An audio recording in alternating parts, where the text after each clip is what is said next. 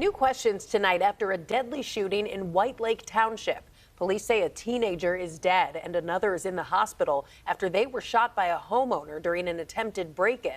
Police say the teens were part of a group of young adults who tried to enter that homeowner's detached garage. Authorities say the homeowner fired several shots at the group.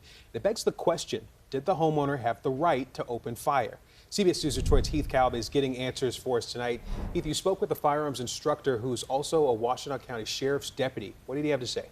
Yeah, with Shannon Terrence, police say 2 people have been taken into custody for breaking into that garage, but they are still looking for the other suspects from the break-in. As for that homeowner, many are now wondering if he was in his rights to fire his weapon during the robbery. 7 individuals had broke into a detached garage at a residence.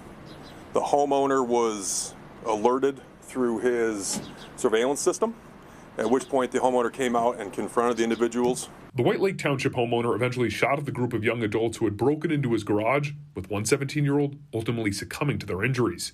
And now as law enforcement looks into who these 7 individuals are, prosecutors will have to decide whether or not the homeowner was within their rights to use a firearm.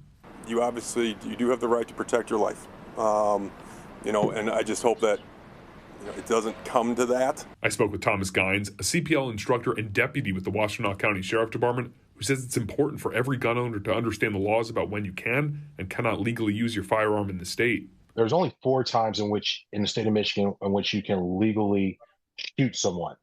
That's great bodily harm or death to self, and the defense of another, trying to prevent great bodily harm or death to another, criminal sexual conduct, and kidnapping.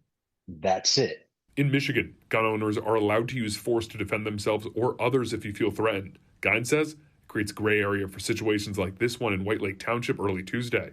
In the state of Michigan, we had the stand your ground and castle doctrine, which basically means that as long as I'm legally occupying whatever space that I'm in, and for whatever reason, some level of threat comes to me that meets the metric that I just spoke of, I'm legally able to defend myself from that threat. This case will now be forwarded to the Oakland County Prosecutor's Office for review. Okay, thank you, Heath. We'll keep an eye on this.